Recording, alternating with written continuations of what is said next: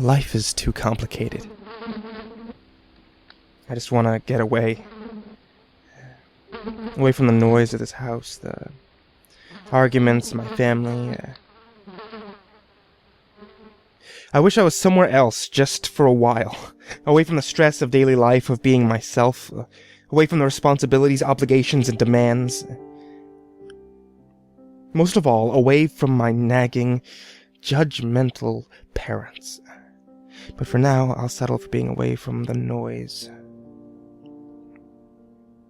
It's winter, so escaping to the outdoor isn't an option, so the garage will have to do.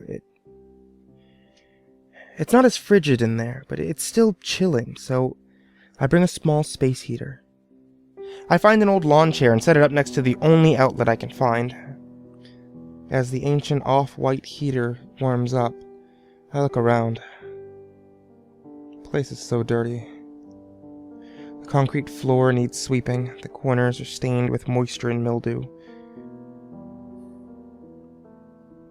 But no one comes out here this time of year.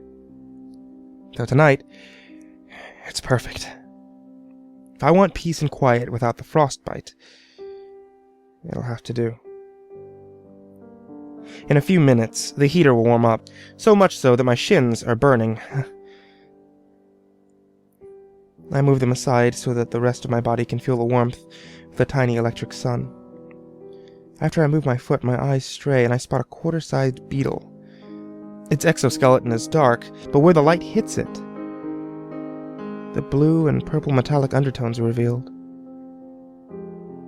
I've never seen this kind of insect in person before, but I know enough to realize that it's not native to this area. It must have been searching for an escape from the winter and found its way into my garage. And I have real heat, so it comes close. As it stands at my feet, it peers curiously at me.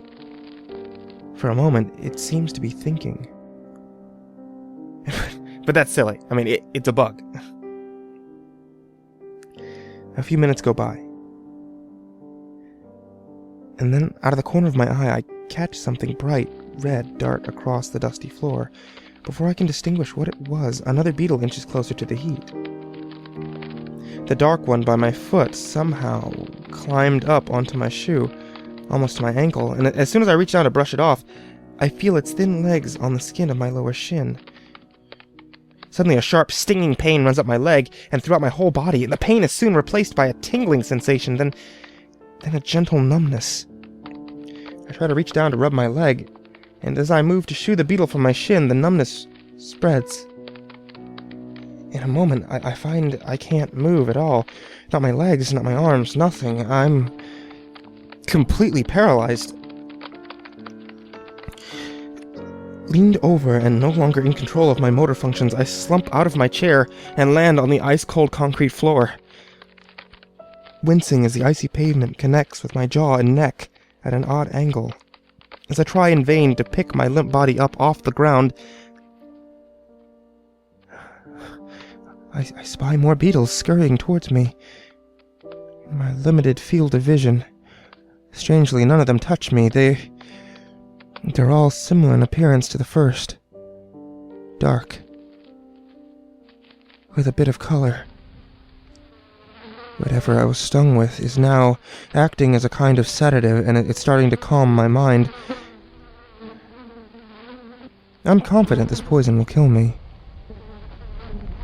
I can feel it in my blood. But at the same time, I've never felt so peaceful. As I consider my fate, the bright red beetle steps in front of my eyes. As if it knows I can see it. It acts in a miniature way, like it's the leader of the cloud of insects surrounding me. It crawls closer to my open mouth, and I fear the worst. I feel its minute feet touch my lips, one after the other. In an instant, it's inside my mouth. And just like that, all hell breaks loose. All at once, the insects swarm over my body. By now, I would normally be gagging and flailing to the high heavens, but thanks to the sedative, I feel completely calm. Oddly enough, the tingling sensation of the swarming horde on my clothing and on my skin does not cause me panic, but instead soothes me.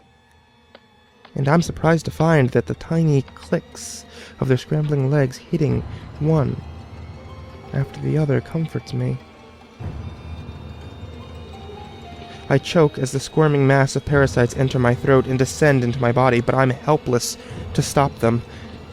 As I lie there defenseless, I wonder why they're not stinging or biting me. As I lose consciousness, I find myself asking, what are they doing?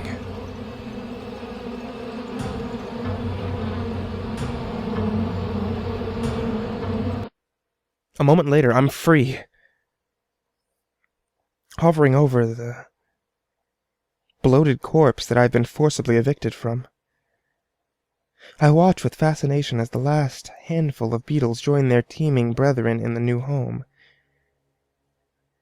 As I feel myself fading out of this world, I get a glimpse of the body on the garage floor. It twitches, shudders, and rises to its feet. As I watch with a mixture of horror and curiosity, it walks in a slow, shambling gait to the front door. It stops in the doorway and turns in my direction, as if it can see me. I want to turn away, but I can't move. I watch as my body's lips part in what appears to be an attempt to grin. As the smile widens, dozens of beetles cascade to the floor, and the corpse stands there a moment longer, mouth agape, gagging on the torrent of pestilence streaming from its mouth. I swear it's looking right at me. Then from inside the house I hear the voices of my mother and father calling me to dinner. My curiosity is immediately replaced by abject horror. I want to scream, but I can't open my mouth, and I can only stare as the corpse turns and steps into the house without me. A smirk replaces the wide smile on what used to be my face, and it shuts the door. Through the steel door leading to the kitchen, I can't make out much, but I do hear my mother as she announces the evening meal. Dinner served.